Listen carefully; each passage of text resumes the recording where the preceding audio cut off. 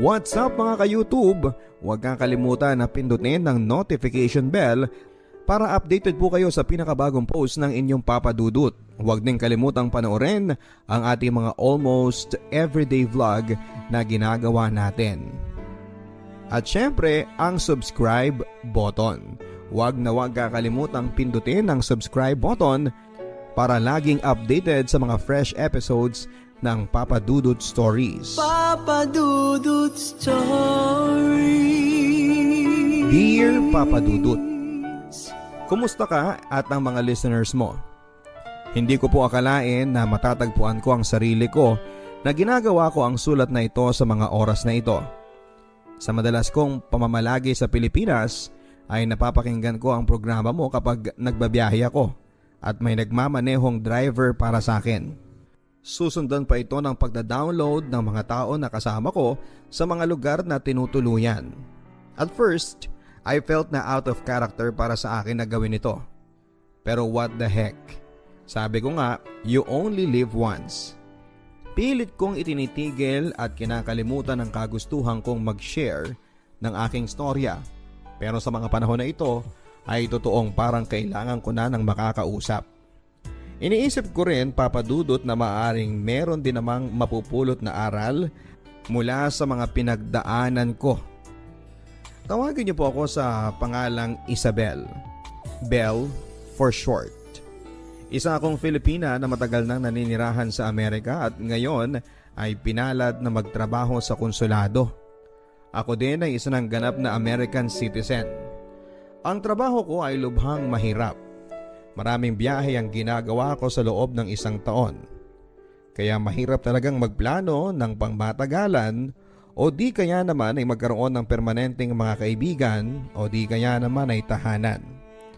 Naging temporary homes ko na ang iba't ibang mga hotel at homestay sa Pilipinas. Ang buhay ko ay naging predictable. Hotel, kain, trabaho, balik sa Amerika. At paulit-ulit. Ang iisipin ng kahit sino man na ang trabaho ko ay isang dream job. Dahil bukod sa madaming biyahe ay maganda rin ang sahod. Pero ako lang ang nakakakita sa kalungkutan at emptiness na bumabalot sa pagkatao ko.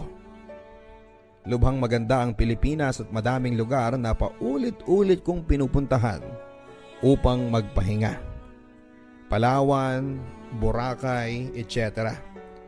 But I always go alone. In my life of work ay napakahirap magkaroon ng karelasyon or someone to be intimate with. Not only is it a trust issue, it is an issue of stability. Sa edad kong 39, I have resigned to myself na hindi na ako magkakaroon ng isang pag-ibig na permanente. Sa Amerika ay meron akong long-term na seryosong relasyon. Pero hindi na yata ako masaya, Papa Dudut. Kasi hindi ko din siya nami-miss o nananabik na makasama siya. Pero Ruel is the only constant and stable thing in my life right now. Sa isip ko, kung mawawala siya ng tuluyan, ay tuluyan na rin mawawala ng direksyon ng buhay ko. He makes me feel grounded and secured. Para sa akin naman, I am very successful career woman. I work very hard and iniisip ko na lahat ng tinatamasa ko ngayon ay pinaghihirapan ko. I have saved well and at the same time in my life ay namumuhay ng komportable at higit pa sa pangangailangan ko. Sa Pilipinas, since wala naman akong masasabing kaibigan at nag-iisa lang talaga ako dahil lahat ng kamag-anak ko ay nasa Amerika na rin, wala na masyado akong ginagawa tuwing wala akong trabaho o appointments. May mga lugar ako na madalas kong pinupuntahan to make me happy. Even though I do stuff alone. Ika nga, but not lonely. I do a lot of shopping. Nagpupunta sa mga restaurants which are not only expensive but also the best. I then pamper myself by regularly, frequently visiting salon and spas wherever I find them. There is where my story begins. Isang usual na araw para sa akin na matapos ako ng maaga sa trabaho. Mainit sa labas at nakakatamad naman gumawa ng isang outdoor activity. Naisip ko na magpunta ng mall para makapag-shopping. Matagal na rin naman nang huli ako makapamili ng alahas. Paborito kong magsuot ng South Sea Pearls. Pakiramdam ko kasi, it reflects my personality and where I am. Matured, perfect luster, flawless, valuable, elegant, and stable. Pero very intimidating din at times. At gaya ng maraming beses na nagbago ang isip ko sa isang lakaran, ang traffic sa Pilipinas ang nakakapagpaurong sa aking tumuloy sa mall. I don't know how people here survive sa 4 na oras na nakasakay lang sa sasakyan nang walang katiyakan kung kailan ka makakarating sa pupuntahan mo. I am a control freak at ayoko nag-uumpisa ng isang bagay na hindi ako sigurado na matatapos ko at kung kailan ko ito matatapos. I have to know where I am at all stages. So traffic in the Philippines does not suit me at all. Dali-dali akong bumalik sa hotel para makapagpalit ng panglabas habang nag-iisip kung saan makapagpapalipas ng oras bago mag-dinner. Saka ako napansin na parang medyo masakit ang aking balikat. Marahil ay nakuha ko ito sa kulang na 6 na oras na nakasubsob ako sa aking laptop.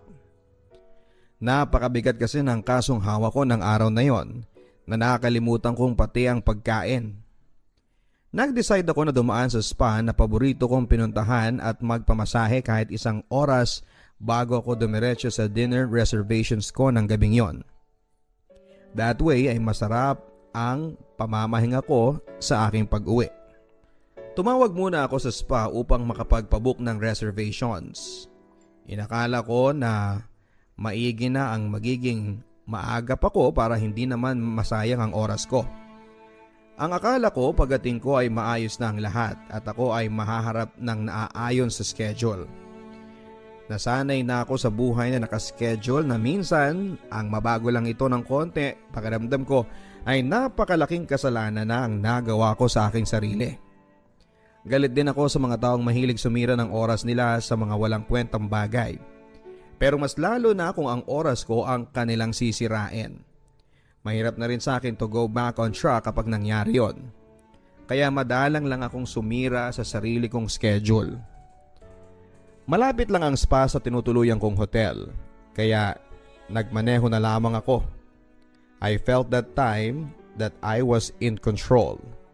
Kasi tansyado ko ang oras sa pagitan ng biyahe. Pero maling-mali pala. Ang mga sumunod na mga nangyari ay hindi ko iniisip na maaaring mangyari sa akin.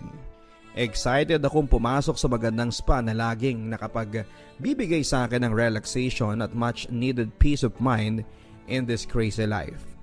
Pero I was so disappointed na pagdating ko ay halos puno ang waiting lounge.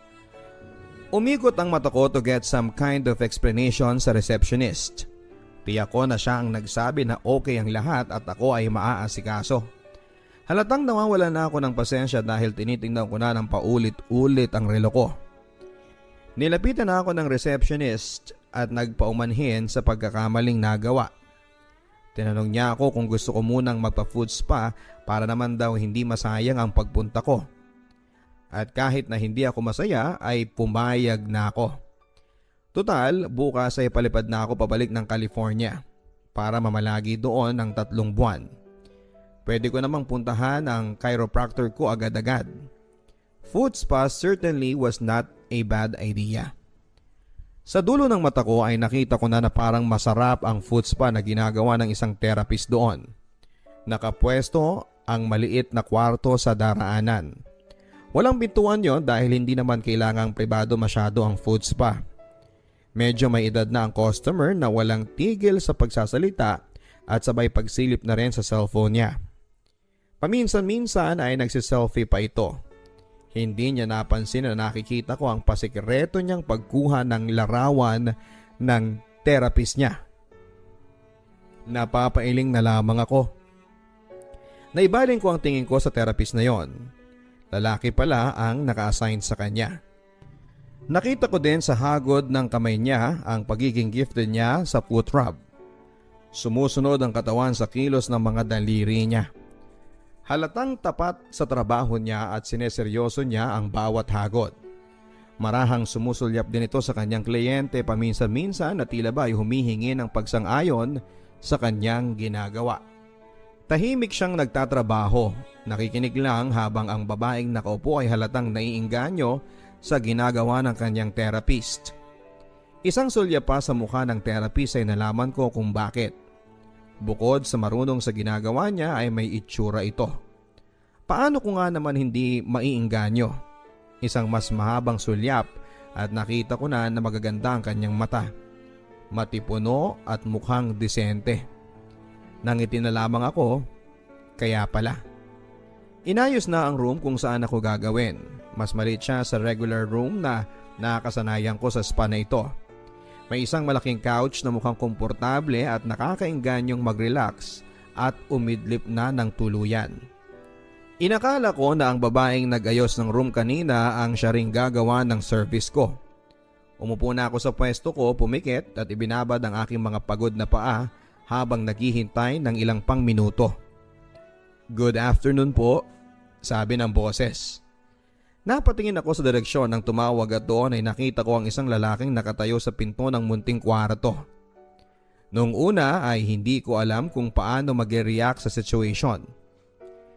Hindi kasi nila ako tinanong kung ayos lang ba na lalaki ang maging therapist ko. Nakahanda na ako magprotesta ng mga oras na yon dahil ni minsan ay hindi ako nagpamasahe sa lalaki. Hindi ko rin maintindihan kung bakit ang isang desenteng babae na kagaya ko ay gugustuhin na lalaki ang magmasahe sa kanya. Para lang may mali at kahit na galing ako sa modern at liberated na bansa, ay may mga bagay na ako na lubhang may limitasyon. It is not that I do not trust the male therapist. Medyo hindi lang komportable na may ibang lalaki na nakakakita sa akin o nakakahawak man lang sa katawan ko at this stage in my life. Medyo hindi na rin kasi ako bata. Though I look young for my age, I feel na nalipasan na rin ako at may mga signs na rin na wear and tear na rin. And this is one of those rules that I have not broken since I have Ruel in my life. Nakahanda na akong tumayo at magreklamo nang maanigan ko ang therapist na nagsalita. Ito rin ang lalaking therapist na nakita ko kanina pagpasok ko dito. May dalawang dahilan, Papa Dudut, kung bakit ayaw ko nang magpagawa sa therapist na ito. Una, marahil ay napagod na ito dahil magkasunod kami ng una niyang kliyente. Maaring tabarin na siya at pangalawa ay isa siyang lalaki. Kaya lang ay nakababad na ang mga paa ko ng husto sa tubig. Kaya kahit tumayo ay hindi ko na nagawa pa. Alistong lumapit na ang therapist at nagumpisa nang ayusin ang mga gagamitin niya para sa aking foot scrub na aabutin ang kulang sa 2 oras. Ewan ko why I just resigned to the fact na sayang naman ang oras ko kung aalis na ako dito sa spa na wala man lang nagawa. Mahaba din ang biyahe ko kinabukasan and I needed some kind of relaxation bago bumalik sa Amerika. Tinignan ko ang binatang nasa harapan ko. Iniisip ko na mukhang binata pa siya. Kung titingnan mo ay mukhang may kaya siya. Hindi naman kailangang magtrabaho at may mga magulang pa na inaasahan. Inumpisahan na niya ang kanyang trabaho. Isa ang napansin ko. Seryoso siya sa kanyang trabaho. Mahusay at metikuloso si Inigo. Inigo ang pangalang nakita kong nakasulat sa kanyang uniform. Mahirap makalimutan ang pangalang ito. Dahil sa mga sumunod na buwan ng aking buhay ay magiging malaking bahagi pala ito. Sa maraming spa ay bawal makipagkwentuhan ng therapist sa kliyente. May mga panahon din na hindi maiiwasan dahil ang kliyente ang nag-uumpisa ng conversation. May mga therapist na walang kibo at diretso lang sa trabaho at patangu-tangu na lang hanggang magsawa ang kliyente at tatahimik na lamang. Nang araw na yon, isang tanong lang ang nagawa ko. Hindi ka ba pagod? Tumingala si Inigo sa akin at marahang umiling. Sabay sabi na mas gusto raw niya ang maraming kliyente. Madalas kong titigan si Inigo. Napakaganda ng hugis ng kanyang mukha. Ang mga mata niya ay medyo chinito. Maganda at perpekto ang ilong at labi niya. Pero ang kilay niya ay tila may sariling buhay. Naririnig ko lang ang kanyang tinig kapag tinatanong niya kung okay ba ang ginagawa niya. Wala ba akong reklamo, etc. Sa lahat ay nagsabi ako na everything is okay. Sa mga oras na yon ay nagsasabi ako ng totoo. Magaan ang loob ko sa therapist na ito. Kaya naman nang tanungin niya ako kung taga saan ako ay nasabi ko ito ng walang pag-aalinlangan. I never do that. I broke my rules of confidentiality and privacy for the first time. Natapos ang ginagawa ni Inigo and I feel better after that session. I knew I was extra generous at tip ko sa kanya after his services. Napakaayos kasi niyang magtrabaho. Isa pa ay may mga sinabi siya na tumatak na rin sa isipan ko at napahanga ako sa kanya bilang anak at kapatid. Kinabukasan ay bumiyahe na ako pabalik sa Amerika gaya ng schedule ko. Buhay ay normal kasama si Ruel. Masaya naman ang buhay na di kahon. Kagaya ng dati ay ayos naman ako sa predictable na buhay namin. Wala na ang magic sa aming dalawa. Pero being both mature adults in a stable relationship ay wala naman akong dapat na ireklamo pa. Kabisado na namin ang isa't isa. I trust him very much and I am sure that he is one person I can depend on. Hindi ko tinanggal ang laman ng maleta ko dahil paulit-ulit din naman akong umaalis at bumabalik. Bumalik ako ng Pilipinas mula sa California after 3 months. Sa pagod at haba ng aking biyahe ay nag-decide ako na magpamasahe kaagad pagdating ko sa hotel. Pwede naman kasing magpatawag ng in-house massage therapist kung tamad ka nang magsadya sa spa. Unfortunately, noong araw na yon ay walang in-house massage therapist na matatawagan. Labag man sa aking kagustuhan ay nagbihis pa ako para magsadya sa spa na aking pinupuntahan. Nakalkula ko na ang oras ng pagpapamasahe. Nagsadya ako papadudot sa huling spa na pinuntahan ko kahit na walang schedule. Nagbabaka sakali lang ako. Hindi naman ako nagkamali dahil kabaligtaran ng huli kong punta ay lubhang tahimik ang spa ng araw na yon. Walang kliyente na naghihintay sa lounge. Ang mga therapist ay makikita mong pabalik-balik sa lobby na tila naghihintay ng kung ano. Sa isang sulok ng reception ay napansin ko na nakatitig sa akin ang pamilyar na mukha ni Inigo. Medyo pumayat siya at parang naiba ang kanyang buhok. Pero yun pa rin ang magiliw at maganda niyang mukha. Kumaway siya sa akin at good afternoon. Kumusta po ma'am? Ang magiliw niya na pagbati. Nginitian ko siya at marahan akong tumango saka lumapit na sa receptionist. Ma'am, sa Inigo po ba ang gusto niyong therapist? Ang tanging nasabi ko lamang ay, ha? Muli na naman akong hindi nakatanggi kasi nakatingin pa rin si Inigo sa akin direksyon. Kung tatanggi ako ay baka naman ma-offend ito dahil alam niya na nireject ko siya. Mabait naman ang tao and he did not deserve that. Pinapasok na ako roon sa room at pinagbihis na para sa therapy. Sa loob ng kwartong yon ay madilim. Mabango ang kapaligiran. Amoy peppermint at may mahinang musika at ingay na dumadaloy na tubig na nagpapainganyo ng antok. Ilang sandali lang ay dumapa na ako sa kama at sa ilalim ng massage towels. Nagsimula na si Inigo sa kanyang trabaho. Nung una ay asiwa pa ako. Bawat gawin niyang instruction sa posisyon ng mga kamay ko ay iniiba ko para matakpan ko ng mabuti ang sarili ko. Alam ko naman na sanay na sila sa trabahong ito at madami na silang nakitang sari-saring katawan. Bumulong siya ng konti and telling me na relax po, baka ma-injure ko kayo. Walang anumang kinikilos na hindi tama ang taong ito hanggang sa ngayon. Tinuloy na niya ang kanyang ginagawa. Ramdam ko ang bawat hagod ng kanyang mga kamay. Hagod na sa wari ko ay sumunod ang bawat hibla ng aking kaluluwa.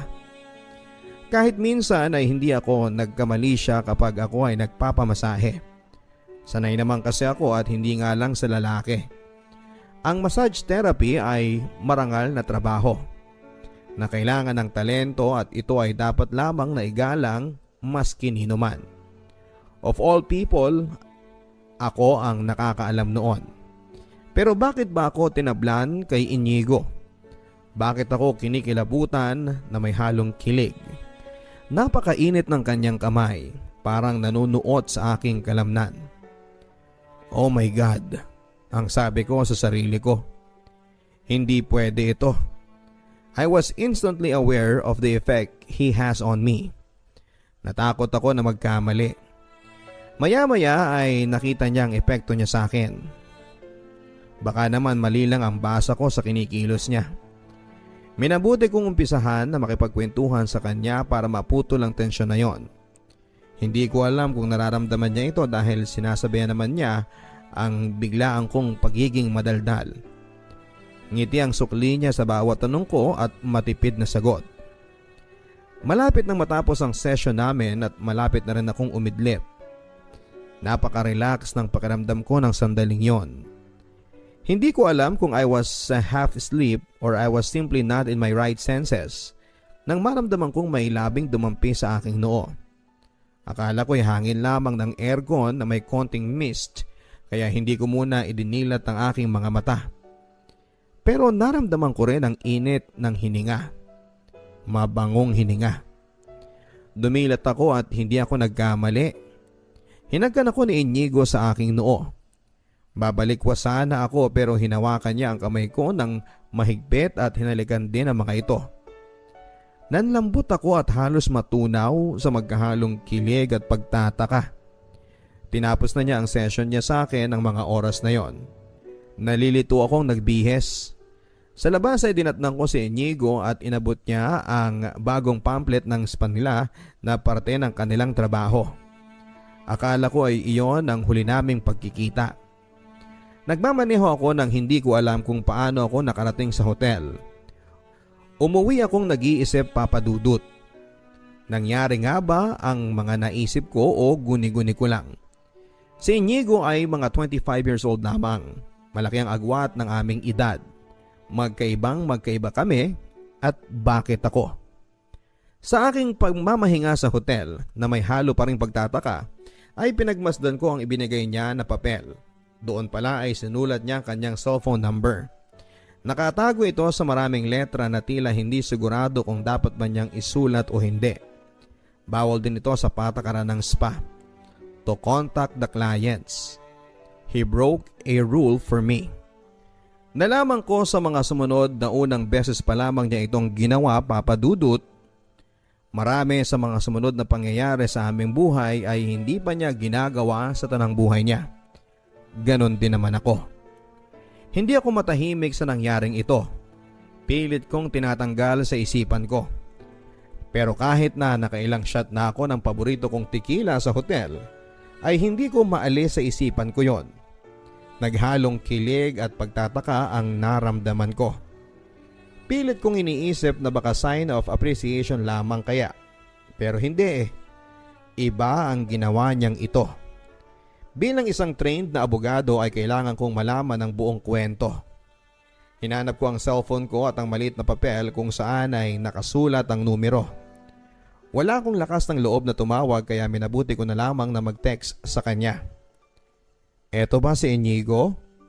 Ako si Isabel? Ilang minutong katahimikan saka ko nabasa ang katagang I'm sorry po sa aking cellphone. Madaming linggo ang nagdaan magbuhat ng mangyari ito, Papa Dudut. Hindi na rin ako bumalik sa spa na yon, pero hindi ibig sabihin na hindi na kami nagkita pa ni Inigo. Isang gabi na hindi ko inaasahan ay nakatanggap ako ng message sa aking cellphone galing kay Inigo. Samahan mo ko sa pa-check up ko please. Sinisikmura ako parang hindi ko nakakayanin. Ang sabi sa message. Sa totoo lang ay nagulat ako na ako ang naisipan niyang kontakin. Pero nangibabaw sa akin ang pagprotekta ko sa pagkatao ko. Kaya naman minabuti ko na mag-suggest na magpapunta siya ng kapatid niya. Para naman hindi niya isipin lubusan na hindi ko siya pinansin ay nagsabi ako na sasama din ako. Inisip ko na wala naman sigurong magiging issue kung tatlo kaming magkakasama. Nagtataka din ako sa sarili ko kung bakit concerned ako sa kanyang kalagayan. Pero gusto ko talaga siyang samahan para makapagpatingin sa doktor. Lumipas ang ilang oras ay tinawagan ako ng kapatid ni Inigo, si Janine. Nakita kami sa isang coffee shop malapit sa spa na pinagtatrabahuhan niya. Naunang dumating si Janine at nadatnang ko ito na mukhang aburido at baka sa mukha niya ang pag-aalala. "Hi Janine," ang bati ko. "I'm Isabel." Magiliw si Janine sa akin. Mas matanda siya ng konti kay Inigo pero bakas ko na malawak na ang naging karanasan niya sa buhay. May asawa at mga anak na kasi siya, so madami na ring paghuhugutan. Sabi niya ay madaming mabubuting bagay daw ang naikwento ni Inigo tungkol sa akin. Sa bagay ay isang beses na ring pinilit ako ni Inigo na makilala ang kapatid niya na si Janine. Hindi ko alam kung bakit, pero ang sabi niya ay gusto raw niya na makilala ko siya ng lubusan. Nairaos ang pagpapacheck up ni Inigo. Dumiretso ang magkakapatid sa tinutuluyan ni Inigo para makapagpahinga na. Nabanggit nila na ilang araw na lang pala at kaarawan na ni Inigo. Alam kong gusto niya akong yayain para kumain sa labas. Pero nataon naman na kailangan kong magpunta sa vegan para may daluhan na importanteng okasyon na parte ng trabaho ko. Dumating ang birthday ni Inigo noon. Maaga ako sa pupuntahan kong appointment sa isang kilalang restaurant sa vegan. Pero mas may maaga akong natanggap na message sa cellphone ko. "Good morning. Birthday ko at hindi ako papasok ngayon." Nangiti ako. "Happy birthday! Enjoy!" Ang sagot ko na ilang beses ko ding tinype at binura at tinype ko uli. Isang emoticon na smiley ang sinagot niya. Tanghali lang ay tapos na ang appointment ko. Hindi ko alam kung ano ang pumasok sa isipan ko pero gusto ko na kaagad na makabalik ng Maynila. Gusto ko yatang sorpresahin si Inigo kahit magpakita lang ako saglit.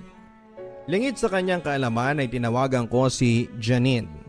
Gusto ko kaming tatlo ang mag-celebrate ng birthday ni Inigo. Natuwa naman si Janine sa plano ko. Inisip ko na maghanda ng pagkain sa apartment na nirerentahan nila. At dahil sa medyo gahol sa oras ay nagmamadali na kaming bumiyahe pabalik. Matindi ang traffic na pinagdaanan namin. Hindi ko maintindihan kung bakit sabay-sabay na nag-road repair ang mga dinadaanan namin. Takip silim na noong nasa NLEX pa lamang kami. Hi, baka gumawa na ng plano yon at umalis na kinagabihan.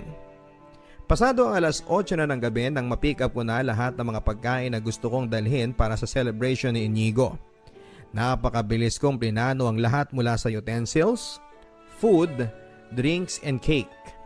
Si Janine naman ay nagsabi sa akin na magsasama pa siya ng isang kapatid at pinsan na malapit kay Inigo para mas lalo itong ma-surprise. Hindi na ako tumanggi kasi this day is about Inigo at hindi naman para sa akin. Nagtataka din ako kung bakit excited akong makita ang reaksyon ni Inigo. Nag-text muna si Janine kay Inigo para matiyak na nasa bahay lang. Nandun nga lang daw at medyo nag-shot ng konti to celebrate his birthday. Dali-dali kaming umakyat. At pigil hininga kami pero lahat kami ay sobrang excited. Naunang kumatok si Janine.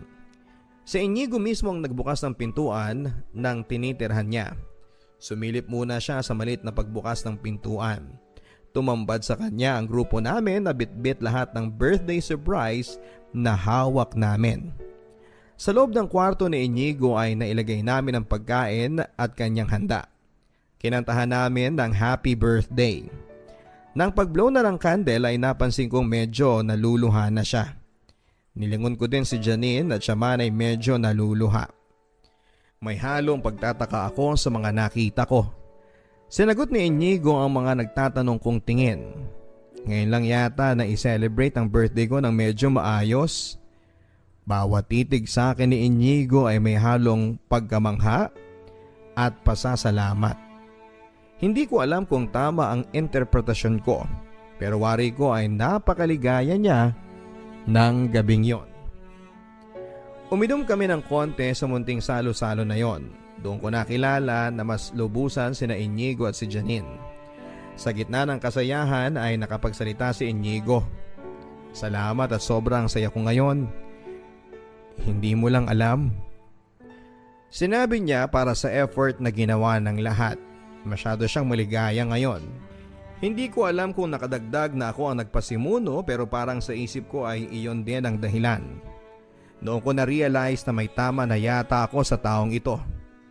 Hindi pa doon natapos ang celebration ng kanyang birthday, Papa Dudut.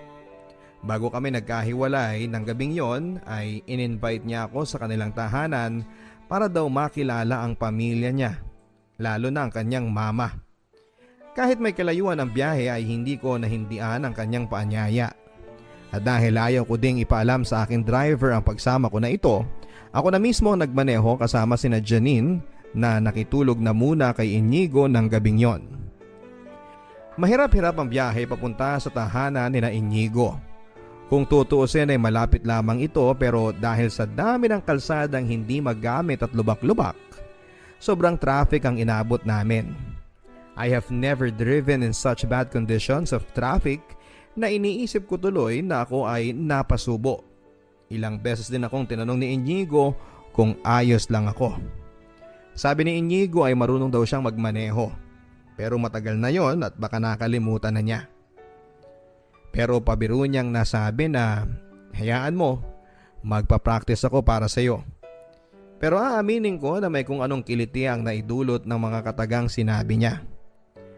Bago pa kami makarating sa kanila ay dumaan muna kami sa isang grocery para mamili ng pasalubong niya sa pamilya niya. May mga kapatid at pamangkin siya na nakatira din sa kanila. Mabusisi niyang tinignan ang pinamili kung lahat ay merong pasalubong. Bumili din kami ng pizza na pagsasaluhan ng pamilya sa aming pagdating. Hindi ako sigurado kung paano kumilos sa mga ganitong pagkakataon.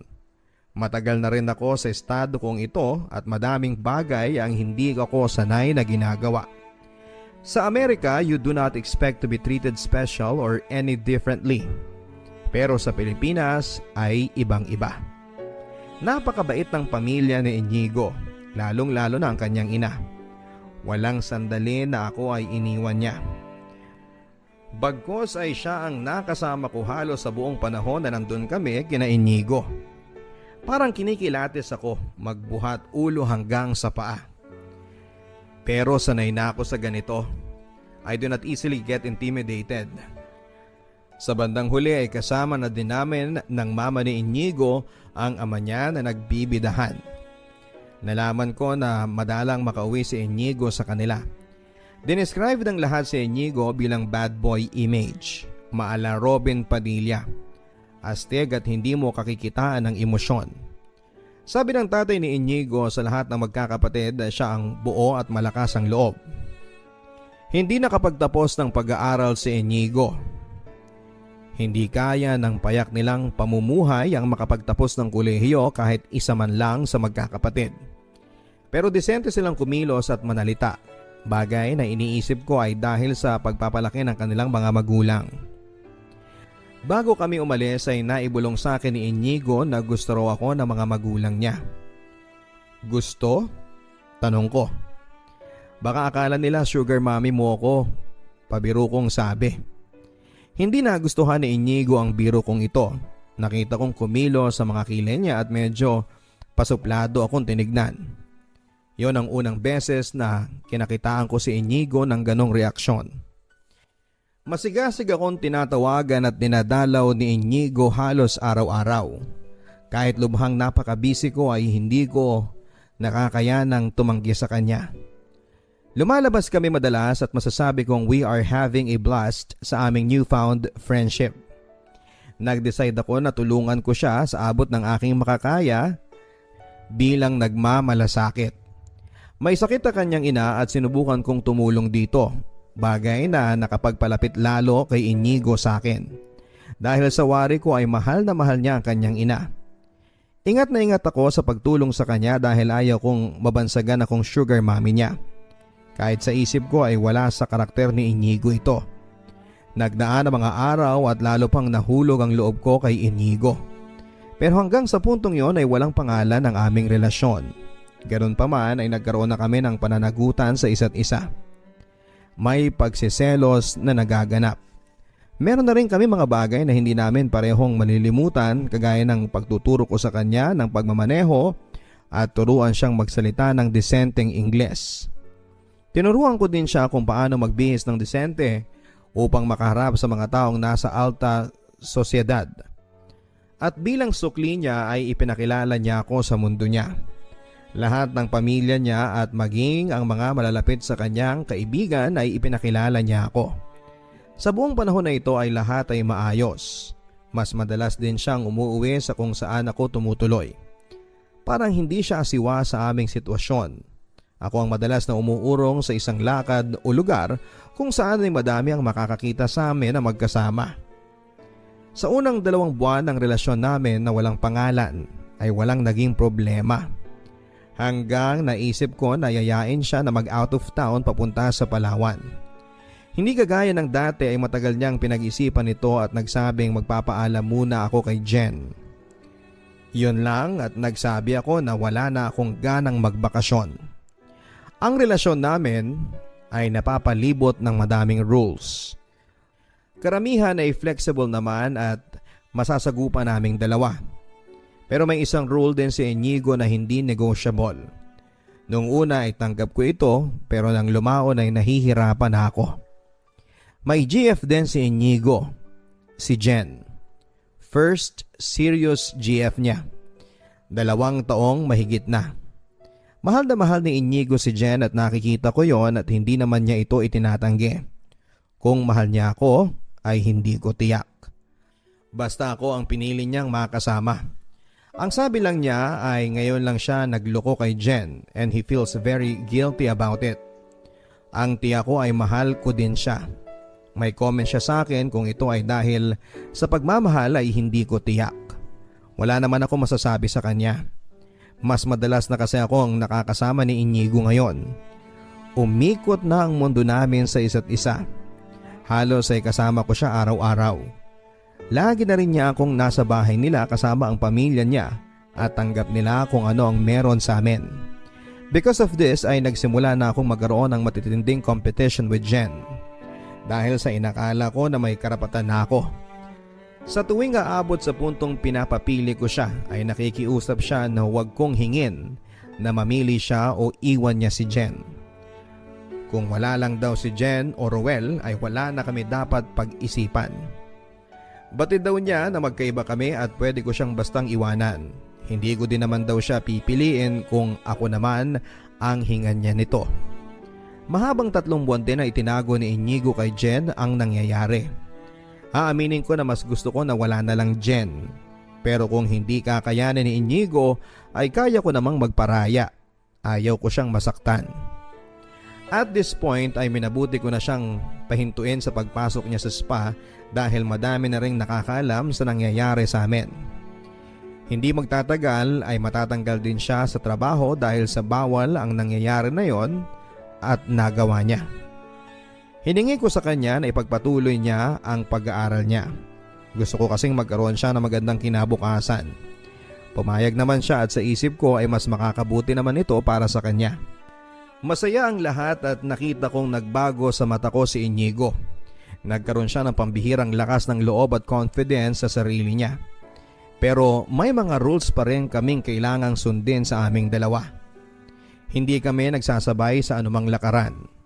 Medyo nag-iingat din kasi ako na may makakita sa amin. Hindi ko kinakahiya si Inigo. Nahihiya lang ako na mas matanda ako sa kanya. I also want to protect the sanctity ng opisinang pinagtatrabahuhan ko. Ganito kami sa loob ng maraming buwan. Namalagi muna ako sa Pilipinas upang magpahinga at masamahan ko din si Inigo. It is at this point ng samahan namin na gusto ko nang malaman kung ano ang meron sa amin. I know at this age na hindi na ako dapat nag-aasta na para ba akong bata na kailangan ng label ng aming samahan. Pero sa isang control freak na katulad ko, mahalaga sa akin na alam ko ang boundaries ko para makakilos ng nasa ayon. Isang araw ay nilakasan ko ang loob ko. Inigo is not a show type of person. What you see is what you get. Pero makikita mo na malinis ang intensyon niya sa'yo. Yun nga lang dahil astig, there will be things na wag mo nang hintaying pag-usapan ninyo. Dahil wala kang makukuhang sagot. Inigo, panimula ko na medyo may pag-aalinlangan. Pwede ko bang malaman kung ano ang nakikita mo kapag tinitingnan mo ako? Alam kong medyo kakaiba ang tinanong ko sa kanya. Natatakot ako na humingi pa siya ng paliwanag o hindi ako sagutin gaya ng inaasahan ko. Pero nanatili siya sa kinakaupuan niya at sinabi niyang isang maasikaso at mapagmahal na girlfriend. Para sa isang tao na mausisa at sigurista na katulad ko ay hindi sapat ang hindi malinaw. Kaya naman nilakasan ko ang loob ko. Tayo ba o hindi? Isang siguradong tugon ang sinabi niya sa akin. Tayo. Mahal kita. Hindi ko alam kung hindi mo ito nararamdaman. Sana makita mo ang effort na ipinapakita ko sa iyo araw-araw. Nandito na nga ako sa iyo eh. Umpisa pa lang ay alam mo na matipid ako sa salita dahil ako ito. Sabi niyo nga astig ako eh. Pero kung hindi mo pa nakikita ang pinaparamdam ko, sana naman ay isang araw ay ma-realize mo din ang mga bagay na hindi ko kayang sabihin. Sa paglilinaw namin ng estado ng relasyon namin ay medyo nawala ang agam-agam ko na isang sugar mommy ang tingin niya sa akin. Sa totoo lang ni minsan ay hindi ko siya kinakitaan ng kung anumang pagkaasiwa sa edad namin. Kung meron man, ang sabi niya ay gaya din ng ordinaryong babae, tinotopak din daw ako. Hindi naman daw siya basta-basta napipikuan sa ganito. It takes a lot for him to give up on a relationship. In fact, sabi niya ay hindi siya nangiiwan. Hanggat may pag-asa ang relasyon ay aayusin niya. Nakikita ko nga ito at mahirap ang relasyon na trianggulo. Laging merong masasaktan at mahihirapan. May panahong masaya, may panahon na ubod ng lungkot, sakit at hirap. Marahil ay matira na lamang ang matibay. Patuloy ang aming pagsasama ni Inigo. Madami kaming masasayang panahon as we enjoy the same things tulad ng basketball, chess at etc. Kung kami lang papadudod ay wala talaga kaming pag-aawayan. Mahal na rin ako ng pamilya niya kaya lalong lumalim ang relasyon namin. Regular na kaming bumibisita sa kanila at ito ay laging isang masayang panahon. Nagustuhan ng mga magulang niya na sinisigurado ko na regular ang dalaw namin para makabanding nila ang anak nila. Even then ay nakakahalata na po si Jen. Napadalang na ng padalang ang pagkikita nila ni Inigo. Madalang na rin siyang dinadala sa kanyang mga magulang. Naging umpisa na ng madalas nilang pag-aaway yon. At tuwing nagwawala si Jen, walang abog-abog na aalis si Inigo. Isang tawag lang kapag pakiramdam niyang nawawala na sa sarili si Jen ay magpapaalam na ito para ayusin niya si Jen. Kung ako ang masusunod ay hindi ko siya papayagan pero wala akong magagawa. Kagaya ng sinasabi ni Inigo hanggat kaya niyang isalba ang relasyon nila ay gagawin niya. Minsan ay iniisip ko din na paano kung ako naman ang mag-demand. Ang sabi ni Inigo sa akin ay nasa iyo na ako. Wala ka na dapat ipag-alala pa. Wala siyang alam, mas maigi ang kalagayan mo sa kanya. Lahat ng taong importante sa akin, alam ang tungkol sa atin dahil hindi naman kita tinatago. Kaya sana naman ay magtiwala ka na walang magbabago kahit na umalis man ako sa tabi mo o mawala sandali. Noong una ay nakikitaan ko ng pagbabago sa pag-uugali niya kapag bumabalik siya sa akin mula sa pagbisita niya kay Jen. Parang lumalamig o imagination ko lang ang lahat. Hindi ko na malaman. Parang na-paranoid na ako sa mga pangyayari. Basta umaalis siya sa tabi ko pero mauulit muli na naman na babalik siya at umuwi sa akin at bumabalik sa normal ang lahat sa aming dalawa. Isang araw, isang hindi inaasahang pangyayari ang nangyari sa asawa ni Janine, kapatid ni Inigo. Si Carlos ay isang OFW na nagtatrabaho sa Guam. Kailangang umuwi ng mabilisan si Carlo dahil sa kalagayan ng kanyang may sakit na ama. Nahihiyang humingi ng tulong ng diretso sa akin si Janine. Kaya naman dinaan niya ito sa Facebook account ng kanyang kapatid na si Inigo. habang nagchat sila. Hindi ko man siya diretsyong matutulungan sa linya ng trabaho ko ay may mga tao akong kilala na makaka-assist sa kanya. Dali-daling sinagot ni Inigo ang Facebook account niya at nagsabing tutulungan ko siya. Okay na sana yon, kaya lang ay madami pang mga bagay na napag-usapan sa chat session na yon. At nabanggit ang mga ilang bagay na hindi namin dapat sinulat sa chatbox na yon. Nawaglit kasi sa isip ni Janine maging si Inigo na alam ni Jen ang password ni Inigo. Siya kasi ang gumawa ng account. And up until I came into his life, wala namang pangangailangang magpalit ng password si Inigo. Pero dahil sa mga nakaraang buwan ay naghihintay lamang ng kahit na anong senyales si Jen na tama ang kutob nito na may iba na si Inigo. Hindi nagtagal ay tumunog ang cellphone ni Inigo. Kaagad-agad na naging balisa ito at dali-daling nagpaalam sa akin. Nangingilid ang luha ko kasi aalis na naman siya. At sa estadong ito ay walang katiyakan kung siya ay babalik pa. Isang linggo na hindi ako pinuntahan o nagparamdaman lang si Inigo. Dahil sa halos sa akin na siya umuuwi ay nanibago ako ng husto. Naparalisa ako ng lungkot at pangungulila. Nang bumalik siya ay nagsabi sa akin na nakatunog na si Jen at sinabihan ako na iiwan na niya ako. Ikinuwento niya ang detalyeng ito habang umiiyak sa dibdib ko. Sa dinami-dami ng taong pinagsabihan niya ay ako pa. Palagay niya ba ako ay manhid at walang pakiramdam? Masakit ang tagpong yon. Sa loob ng isang linggong ito ay parang nagdilim ang mundo ko. Pilit kong pinapaandar ang kalmante at rasyonal na pagkatao ko. Sa halip ay naging tipikal ako na babae na nagsiselos para sa taong mahal niya. Minsan ko nang hiningi na mamili na siya. Hindi niya daw maiiwanan si Jen. Nag-decide ako na ako na lang ang lalayo. Pero ang sabi niya ay hindi rin niya ako kayang mawala. Ang sabi ni Inigo ay hindi daw magtutugma ang mundo namin anuman ang gawin namin. Pangarap lang daw niya ako at isang araw ay magigising siya na nananaginip lamang siya dahil hindi ko naman siya kayang panagutan. Awang-awa ako kay Inigo, Papa Dudut. He lived a double life for a while. Naging mabuting karelasyon naman siya sa amin ni Jen sa mga panahong kasama namin siya.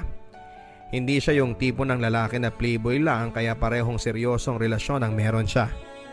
Walang pastime etc. Hindi laro sa kanya kaya nahihirapan siya.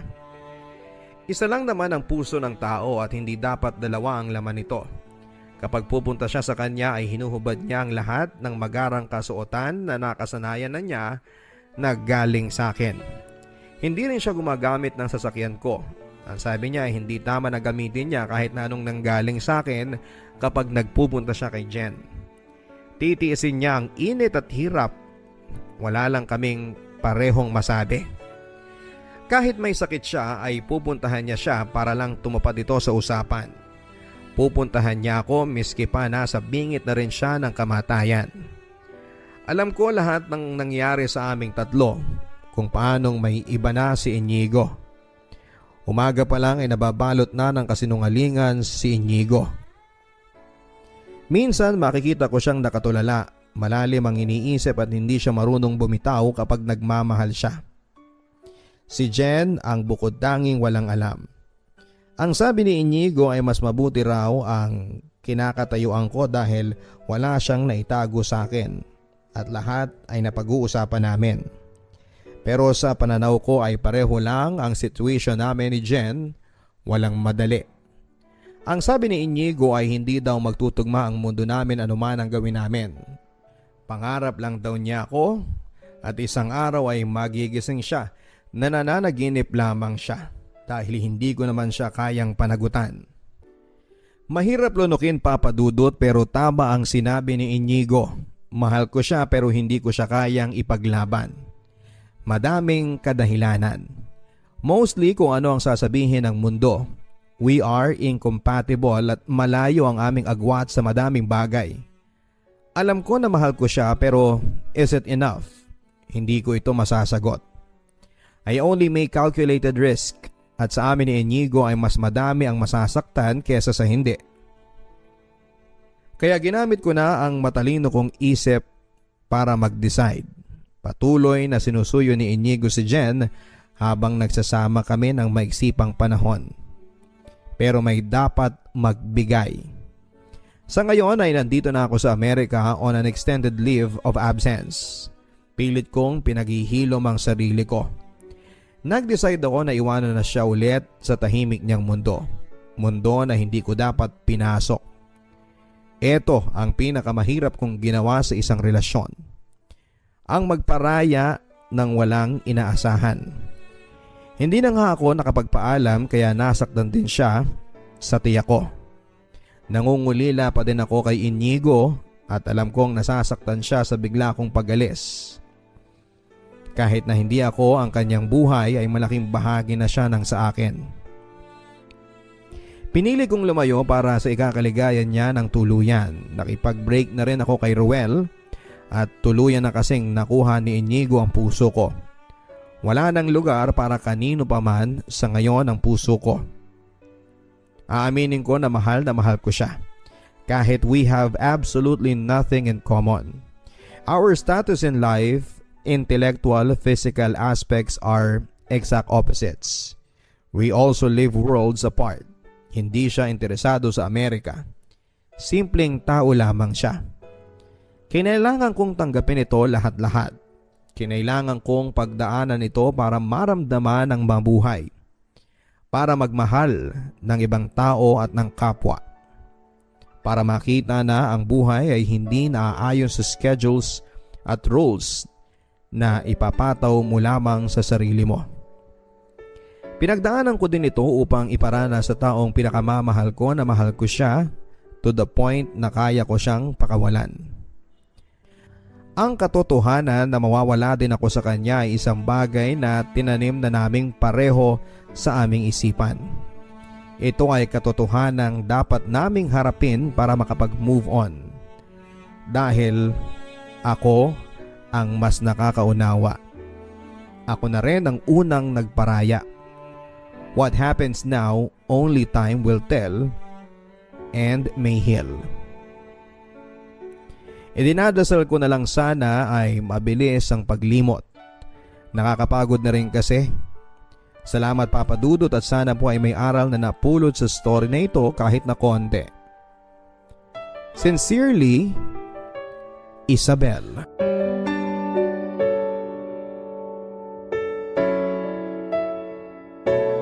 Magandang araw sa inyo mga ka-YouTube. Huwag kakalimutan na mag-subscribe, mag-like, mag-share at mag-post ng inyong mga comments sa ating Papa Dudut Stories.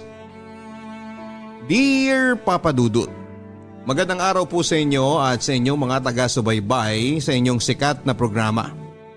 Papa Dudut, ako po si Jolly Bert. Isa ako sa inyong mga taghanga mula pa noong nag-aaral ako ng kolehiyo sa aming probinsya. Hindi pangkaraniwan ang aking kwento. Ito po ay tungkol sa pagkatao ko at sa taong hindi ko inaasahang minahal ko ng husto. Bata pa lamang ako ay alam ko nang silahis ako. Pero hindi ko ito tanggap at hinayaan ko na lamang ang nararamdaman ko. Papadudot, laki po ko sa hirap. Nakikisaka po ang mga magulang ko kaya tuwing walang pasok noon ay nasa bukid lagi ako at nagtatrabaho. Lahat na yata ng gawaing bukid ay naranasan ko na, maging sa construction. Kaya todo trabaho kami noon, may pambayad lang sa matrikula at allowance namin. Kung may pinapagawa sa amin ng mga guro namin tulad ng linis ng bakuran, kami kaagad ng kapatid ko ang tinatawag nila. Hanggang sa umidad na ako ng 20 noon, napapaisip pa rin ako sa aking sarili. Lagi akong nagsisimba noon at hinihiling ko na lamang na gabayan niya ako sa aking nararamdaman. Wala pa kasing masyadong internet noon at kulang pa ako sa kaalaman tungkol sa nararamdaman ko. Hindi ko naman kayang sabihin sa iba lalo na sa pamilya ko ang aking nararamdaman noon. Iniisip ko naman kasi na hindi naman problema yon. Mas pinoproblema pa namin noon ang kakainin namin sa pang-araw-araw. Wala naman po akong naririnig sa ibang tao at sa pamilya ko tungkol sa akin kasi hindi po ako halata. hanggang nakapagtapos ako ng kolehiyo taong 2008. Agad akong lumuwas ng Maynila pero para hanapin ang kapalaran ko at napadpad nga po ako sa Pampanga bilang marketing sa isang meat shop noon. Papadudot, doon sa trabaho ko ay madami akong nakilala at sinubok na nga ang aking pagkatao noon. Marami akong mga naging kaibigan. Kahit pa nga hindi ako approachable na tao, Papadudot. Dahil na nga siguro sa aking sitwasyon at baka malaman nila ang tinatago ko. Nakilala ko si Randy, Papadudot. Kasama ko siya sa trabaho at napakabait ni Randy sa akin. Halos araw-araw kaming magkasama noon kasi stay-in po kami sa trabaho. Ang tanong sa akin ni Randy ay bakit daw napakatahimik ko. Akala niya daw ay masungit ako kasi never daw ako nakipag-usap sa mga katrabaho. Papadudot, tulad na nga ng dati ay hindi ko pa rin pinagbigyan ng sarili ko at manhid pa rin ako sa aking nararamdaman. Palakwento kasi si Randy sa mga bagay at ako naman ay napaka-husay lang sa pakikinig. Kay Randy ko nararamdaman noon ang higit pa sa pagiging kaibigan. Hindi ko maunawaan at ito'y pilit ko pa rin iniiwasan. Lagi akong sinasama ni Randy noon sa bahay nila tuwing bakasyon namin at pinapakilala niya ako sa mga kaibigan niya. At aaminin ko, Papadudot, na madami sa mga kaibigan niya ang may itsura. Hindi ko naman maiwasan na matuwa sa panahon na yon. Pero magaling talaga akong magtago at magpigil ng nararamdaman ko. Hanggang kaibigan lang talaga ang pinipilit ko sa sarili ko para sa kanila. Para hindi lang masira ang pagtingin nila sa akin hanggang sa lumipas nga ang taon, Papadudot, ganito pa rin ako. Ika nga, never been kissed, never been touched pa rin. Hanggang sa maisipan ko noon na mag-girlfriend. Hanggang sa may mangyari na nga sa amin noon ng girlfriend ko pero mas matimbang pa rin ang nararamdaman ko sa kapwa ko lalaki noon. Kaya hindi rin kami nagtagal noon ng girlfriend ko, Papadudot. Hanggang naisipan ko noon na mag-abroad at iniisip ko noon na bukod sa dagdag kita ay maiiwasan ko siguro ang iniiwasan kong pagbigyan ng sarili ko sa nararamdaman ko. Pero nagkamali pala ako, Papadudot. Mas tumindi pa pala ang naranasan ko noon. Nag-apply ako bilang service crew sa Saudi at agad naman akong natanggap noon. Habang nasa agency ako noon, para magpapirma ng kontrata ko ay hinihintay na lamang ang flight paalis. May tumabi sa akin noon na hindi ko kagad siya pinapansin kung ano ang itsura niya kasi hindi naman ako approachable na tao. At biglang nagsalita sa tabi ko na, "Pre, sa Saudi ka rin ba?" Sabi ko, "Oo pre, ikaw ba?" Ganon din daw siya. At iisa lang pala ang aming kumpanya. Pagkatapos namin sa agency ay nagaya si Edres na sabay kaming umuwi sa Quezon City. Doon pala siya nakatira sa auntie niya at ganon din ako. Nakatira din ako sa auntie ko noon. Ilonggo din pala si Edres, Papadudot, at baguhan lang din sa Maynila noon. Ganon din kasi ako dahil sa Pampanga pa ako mas tumagal noon. Bago kami umuwi noon ay niyaya muna ako ni Edres sa Luneta Park, Papadudot. Hindi ko pa alam yung Luneta Park sa panahon na yon. At doon ay kumain muna kami sa isang kainan at doon ko nakita na gwapo pala si Edres. Matangkad at malinis ang kanyang mukha. At the same time, nagising na naman ng natutulog kong nararamdaman. Pinasakay ako noon ni Edres ng bus at siya naman ay sa jeep dahil magkaiba ang dadaanan namin noon. Gabi na noon nang dumating ako at masaya ako noon kasi sa wakas ay nakapunta ako ng Luneta Park. Noon kasi ay sa TV ko lang nakikita yon. Pero mas masaya pala ako na nakilala ko si Edres. Kinabukasan noon ay nag-usap muna kami noon sa text message ni Edres. Hindi pa kasi kami marunong mag-Facebook noon. Habang naghihintay kami ng flight namin noon ni Edres ay yayaan kaming gumala lalo na sa Quiapo Church noon. Hindi nga lang siya pumasok dahil Baptist Christian siya at pastor pala ang papa niya. Papadudol, pareho din pala kami ng kwento ni Edres. Laki din siya sa hirap sa Negros doon sa Kapasan sa kampo sa kanila doon. Madami kaming pinag-usapan ni Edres sa buhay namin.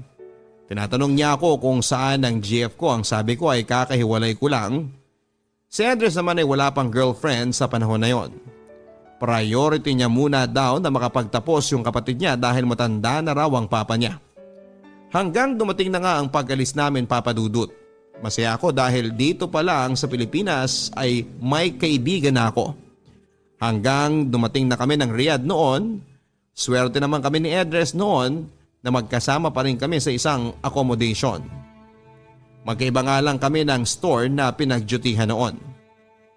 Papa Dudut, doon ko nga nakilala ng lubusan si Edres. Mabait, tahimik lang din at masarap ding magluto. Sabi nga ng mga kasamahan namin, magpinsan daw kami dahil magkahawig daw kami. Sabi ko naman sa loob ko ay mas gwapo naman si Edres. Sinakyan lang namin noon ni Edres ang paniniwala nila na magkamag-anak kami kasi okay lang naman sa amin at wala namang problema. Papa Dudut, habang tumatagal lalo pang lumakas ang nararamdaman ko noon kay Edres at pilit ko pa rin iniiwasan ang magkamali. Iniisip ko pa rin ang sinasabi niya na ako daw ang eldest brother niya at siya naman daw ang youngest brother ko. Sabay kami magluto at maglaba noon, Papa Dudut. Basta kahit saan kami magpunta noon ay kasama ko siya. Papa Dudut, parehong wala kaming cellphone noon na pang Facebook. Ang meron lang kami noon ay di keypad na cellphone. Hanggang yung isang kasamahan ko sa store ay binenta sa akin ang luma niyang tablet na pwedeng ipang Facebook. Agad na binuksan ko ang Facebook ko noon dahil bago kami pinaalis, pinagawa kami ng Facebook ng agency. Sa panahon na yon, Papa Dudut, ay isa lang ang gamit na phone na pang Facebook namin ni Edres. Kaya kung magla-log out ako ay pinagla-log in niya rin ako ng para sa kanya. Oo, alam naming pareho ang Facebook account namin at okay naman yon sa akin at wala naman akong personal na tinatago sa Facebook. Magkatabi kami niya ni Edres sa higaan, Papa Dudut, at hindi niya alam na iba talaga ang nararamdaman ko sa kanya na pilit ko pa rin iniiwasan na mangyari dahil ayaw kong mapahiya. Kung mangyari man, Papa Dudut, ramdam ko rin noon na si Edres ay parang ang gaan na talaga ng loob niya sa akin. Minsan tinatanong niya ako na bakit hindi man lang daw ako nagagalit. Normal lang daw ba ako? Ang sabi ko naman ay nagagalit naman ako, Papa Dudut, pero never ko talagang pinapahalata sa kanila. Hanggang lumipas ang 1 taon, Papa Dudut, na magkasama kami ni Edres bilang may dumating sa buhay namin na hindi namin inaasahan na susukat sa aming sarili na magkakawalay pala kami. Nailipat kami sa kanya-kanyang lugar noon, Papa Dudut. Ako ay nalipad sa boundaries ng Saudi noon. Labis ang lungkot namin noon, Papa Dudut, at naramdaman nga namin ang tinatawag na homesick noon. Buti na lang sa panahon na yon ay may Facebook na kami at tuloy pa rin ang communication namin ni Edres. Agad akong tumawag kay Edres para kumustahin siya. Agad kong narinig na malungkot ang boses ni Edres na umiiyak at gusto niya raw na umuwi noon at ayaw na raw niyang pumasok. Agad ko naman siyang pinayuhan noon na kaya natin to at kailangan lang nating matutong mag-isa sa buhay. Napaiyak din ako, Papa Dudut, at naawa ko kay Edres sa panahon na yon. Iniisip ko na kung sino ang kasama niyang bumili ng tubig, ng pagkain. Bata pa kasi si Edres noon, Papa Dudut. 18 years old pa lamang. Ako naman ay 22 years old at first time niya rin na himuwalay sa pamilya niya. Hindi katulad ko na matagal na ako sa Pampanga na nalayo sa pamilya ko. Agad akong nangako sa kanya na araw-araw ko siyang kukumustahin sa Facebook. Ginawa nga namin yon. Walang araw na hindi kami nag-uusap, Papa Dudut. Ako naman parang hindi kompleto ang araw ko kapag hindi kami nag-uusap. At hindi ko siya nakakamusta. Alam ko na noon sa sarili ko na mahal ko na si Edres. Na hindi ko pa rin kayang sabihin sa kanya. Hanggang nangako kami pareho na tapusin namin ang kontrata at sabay kaming uuwi ng Pilipinas at mag-a-apply muli. Yon ang pinangako namin, Papa Dudut, sa isa't isa. Bumili kami noon ng kalabaw para ibenta namin na pang-apply namin ulit sa Maynila noon. Alam naman ng mga magulang namin na kilala niya rin si Edres ng pamilya ko at ganoon din siya. Hanggang matapos na ang kontrata namin noon, Papa Dudut, excited na kaming pareho noon na mag-apply kaming muli na medyo malaking sahod na. Si Edres, Papa Dudut, nakapagpaalam na siya at sigurado na ang exit visa niya. Ako naman, Papa Dudut, ay may problema. Malapit na ang pag-uwi ni Edres noon. Ako naman ay ayaw pa rin payagan ng Egyptian na manager ko. Agad kong sinabi kay Edres na hindi ako makakasabay sa kanya ng pag-uwi at mauna na siya. Doon na lang kaming magkita sa Maynila. At hindi ko inaasahan, Papa Dudut, ang sagot niya. Nagpauto na naman daw ako sa mga boss ko. Nauto na nga daw ako sa pagpunta ko dito, magpapauto pa rin daw ba ako ulit. Hindi na lamang ako sumagot kay Edres sa panahon na yon. Hindi na kami nag-usap noon ni Edres, Papa Dudut, hanggang dumating ang time ng pag-uwi niya. Pero bago siya umuwi ay nag-message pa siya sa akin. Sinabi niya na mag-ingat daw ako. Agad akong nag-respond naman sa kanya na huwag siyang mag-alala. Magkikita pa rin tayo sa Maynila. Tuloy pa rin ang mga plano natin. Mauna ka nga lang muna. Hanggang lumipas, Papa Dudut, ng isang buwan, nakauwi na rin ako ng Pilipinas. Napakiusapan ko kasi ang manager ko na babalik ako. Si Edres noon ay nasa Negros na. Ako din ay umuwi na sa amin at tinapos ko muna ang pangarap ko na bahay sa aking mga magulang. Kung noon ay kahoy at kawayan ang bahay namin, ngayon ay pinasemento at regalo ko sa mga magulang ko yon. Hanggang bumalik na rin ako sa Maynila noon para tuloy din ang plano namin ni Edres. Hanggang sa nagkita na nga kami ni Edres. Nakita kong gwapo pa rin ang kaibigan ko na lihim kong minamahal. Agad niya akong inakbayan noon ni Edres at sobrang isang taon din kaming hindi nagkita noon. Lalo pa siyang naging gwapo dahil sa mga suot niya. Agad kaming nag-apply noon sa agency. Kung noon ay nakikitara lamang kami, nag-upo na lamang kami ni Edres ng isang room sa Maynila, Papa Dudut. Pero hindi pala talaga siguro swerte naming umalis. Kasi hindi pa kami natanggap. Wala pang bakante. Naisipan namin noon, Papa Dudut, na umuwi muna ng probinsya sa Iloilo kasama si Edres. Tawag na nga ng nanay ko kay Edres ay parang anak na niya. Pumunta kami sa mga bundok at tourist spot sa amin, Papa Dudut. Parang ayaw na nga bumalik ni Edres sa Maynila. Masaya na siya sa amin. Agad ko naman siyang pinakilala si Edres sa mga best friend ko na ngayon ay mga guro na sa public school sa amin. Kagaya ko rin sila na lihim ang pagkatao. Agad akong sinamahan ng dalawa kong kaibigan kahit na hindi ko daw aminin sa kanila about kay Edres ay ramdam na raw nila. Pero hindi ko na rin pinansin ang pang-aasar ng dalawa kong BFF at bumalik na kami ni Edres sa Maynila noon. Pero mailap pa rin sa amin, Papa Dudut, ang pag-a-apply sa abroad. Hanggang sa naisipan ko na lang mag-apply muna sa local sa Maynila. At agad naman akong natanggap sa isang paliparan sa NAIA. Si Edres naman ay nasawa na rin sa pag-apply sa abroad at agad na nagtrabaho sa isang mall sa Pasay. Hanggang lumipas ang ilang buwan, Papa Dudut, dahil may kalakihan naman ang kita ko noon sa airport. Ako na lang ang sumagot noon sa aming upa at si Edres naman ang sumasagot noon sa aming pagkain. Free naman kasi ako sa pagkain sa work habang naka-duty at si Edres naman namamasahe pa kasi mas malapit ako sa work ko kung saan kami nakatira. Pinagbilinan kasi kami ng nanay ko na huwag naming pabayaan ang isa't isa sa Maynila. Hanggang dumating ang araw na nabarkada si Edres, Papa Dudut. Wala na sa oras ang kanyang pag-uwi at minsan isang beses ay umuwi siya sa boarding house ng barkada niya. Hanggang ako ay sinama niya sa inuman. Hindi kasi ako uminom ng alak masyado, Papa Dudut, isang beses lang sa isang taon basta hindi ko talaga gusto ang alak. Pumunta kami dalawa sa isang bar sa Pasay, agad na lumapit sa amin ang mga kababaihan doon, Papa Dudut. Ako naman noon ay kinausap ko lang ang babae noon. Saka sa loob ko ay hindi ko talaga gusto ang lugar na yon. Hanggang halos tinamaan na rin ako ng alak, Papa Dudut. Madaling araw na noong umuwi kami ni Edres. Okay lang daw yon, enjoy naman daw namin ang aming mga sarili. Pagdating sa bahay, lasing kaming pareho noon, Papa Dudut, pero agad akong sumuka pagbaba ng jeep.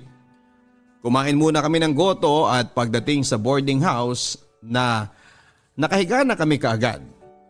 Hindi ko inaasahan ang mangyayari na sa buong buhay ko ay hindi ko pa naranasan. Magkatabi sa higaan kami noon at hindi ko mapigilan na yakapin siya, Papa Dudut. Hindi naman siya gumalaw noon at tulog na rin siya.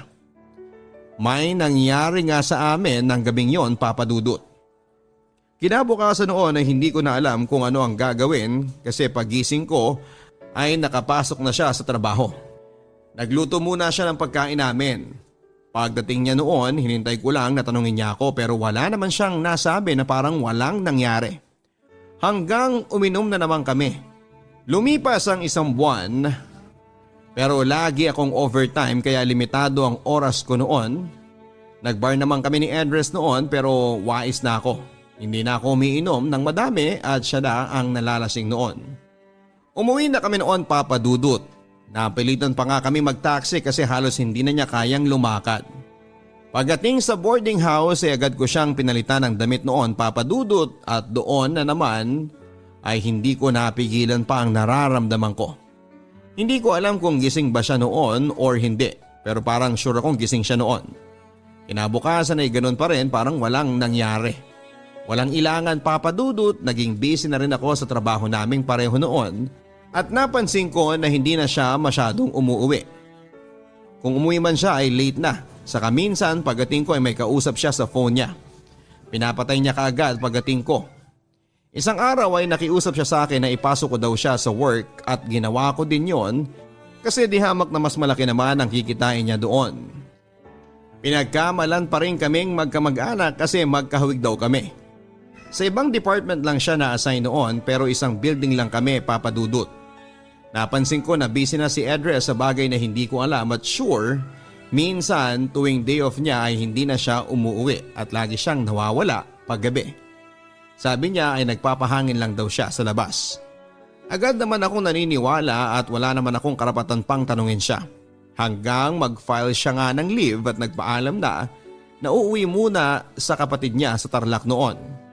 Hindi ko inaasahan noon ang susunod na mangyayari. Kachat ko kasi ang kapatid niya at sinabi ko na nandyan ba si Edres. Kahapon pang umuwi dyan. Wala pa nga daw. Agad akong nagtaka noon. Naka-off na naman ang phone niya at dito ko na nga naisip ang bagay na hindi dapat pwede. Pinakialaman ko ang pribado niyang Facebook account.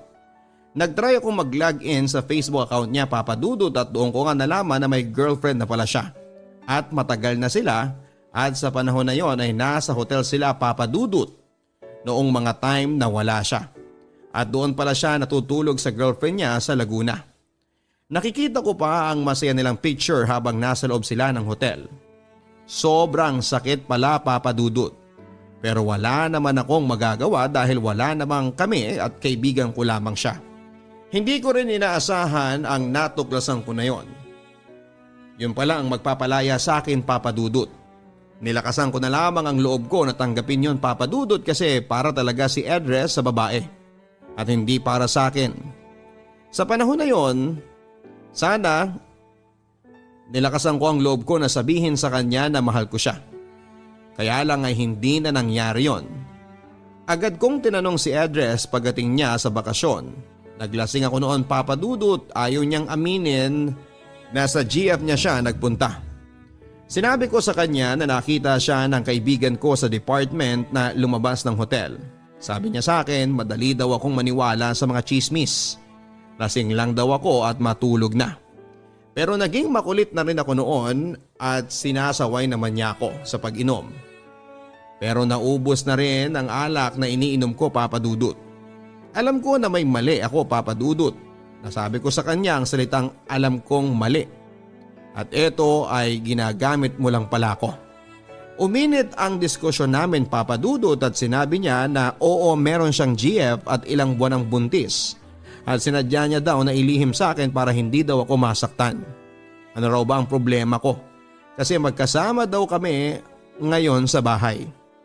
Lalo pang uminit ang diskusyon na yon, Papa Dudut, pero never naming pinagawa yan ang tungkol sa pera. Hanggang sa hindi ko inaasahan na may tulo na pala ng dugo sa bibig ko dahil sa lakas ng suntok niya sa akin. Umabot na nga kami sa pisikala noon, Papa Dudut. Nagdilim na rin ang paningin ko at agad akong gumante sa kanya. Alam ko kasi na mas kaya ko siya. Nagpakawala ako ng suntok at hindi ko alam kung saan tumatama sa kanya. Namalayan ko na lang na may nakayakap na sa akin at nagsalita na tama na. Ako to, ang special friend mo. Agad akong tumigil at niyakap ko siya, Papa Dudut. Agad kaming nahimasmasan at nagsorry kaagad ako sa kanya. Dinala ko siya noon sa ospital dahil napuruhan ko pala siya sa mata at may dugo na rin yung puti sa loob ng mata niya na namaga pa. Agad kaming sumakay ng taxi at pumunta sa isang private hospital sa Makati. Dahil ito ang pinakamalapit sa amin. Agad kaming lumipat ng ospital dahil mahal pala dito. Doon sa ospital ay may incident report kasi kakasuhan ko daw yung nagbugbog sa kanya. Pero hindi ko inaasahan ang sinabi ni Edres. Sabi niya lang ay aksidente lang daw na tinamaan ng kahoy siya. Agad siyang ginamot at nagpa-medical exam. Buti nga at wala naman daw damage ang sabi ng doktor. Buti nga at may kaunting ipon pa ako noon. Lumabas na kami at dumaan pa kami noon sa convenience store at kumain muna ng siopaw na lagi naming kinakain noon. Habang kumakain kami ay hindi ko kaya siyang tingnan, Papa Dudut, dahil maga ang dalawang mata niya at may dugo pa. Pinuruhan ko daw siya. Buti raw sa akin ay bibig lang.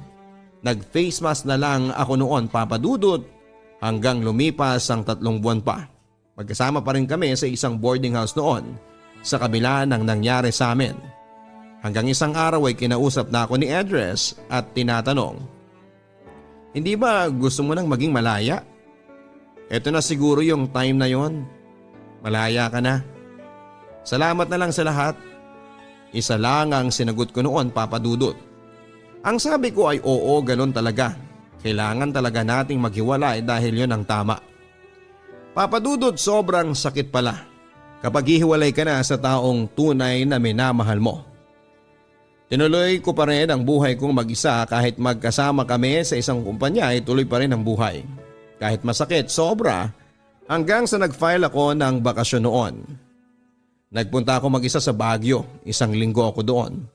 Pagbalik ko ng Maynila ay tuloy pa rin ang buhay para lubos ko siyang makalimutan dahil magkasama kami. Sa trabaho ay inisip ko mag-resign sa trabaho at bumalik na lang sa Saudi, Papa Dudut. Hanggang ngayon ay tuluyan na akong nakapag-move on sa kanya. Lagi kong kausap ang nanay ko at sa tuwing kausap ko ang nanay ko ay lagi niyang tinatanong sa akin si Edres. Wala kasi kaming nasabi sa mga nangyari sa amin ni Edres. Ayaw kong mag-alala ang nanay ko. Lagi ko na lang sinasabi na nanay, okay naman si Edres. Lagi kami nag-uusap noon, sabi ko na lang para hindi na humaba pa ang usapan. Sa ngayon, Papa Dudut, na pandemya ay nabalitaan ko sa mga kaibigan sa Maynila na nagtanggalan ng tao sa kumpanya namin. At nakasama doon si Edres. 3 years na kaming hindi nag-uusap noon ni Edres at kinamusta ko siya sa Messenger. Nag-friend request ako sa kanya at agad naman siya nag-reply na kumusta na raw ako at malaki na rin pala ang anak niya. Pinag-apply ko na lang siya sa agency na kilala ko at agad naman siyang tinanggap. Pero nasa ibang kumpanya at lugar siya, Papa Dudut. Sabi ko sa sarili ko, Papa Dudut, ang pagpapatawad pala ang makapagbibigay ng katahimikan sa buhay natin. Yan ang totoong move on. Nagmahal lang kasi ako at alam kong hindi mali yon. Hindi naman namin ginusto yon dahil naramdaman kasi yon. Hindi mo naman kailangang aminin sa ibang tao na silahis ka dahil hindi naman importante yon. Ang importante ay tanggap mo ang sarili mo kung ano ang ibinigay sa iyo ng Diyos. Dahil yon ay may purpose ang Diyos sa iyo. Ngayon, Papa Dudut, ay may GF na rin ako at nagtatrabaho sa government office sa Pilipinas. Inihiling ko na lang sa Diyos na sana ay siya na ang binigay niya sa akin. Salamat, Papa Dudut, and God bless. Lubos na gumagalang, Jolly Bird.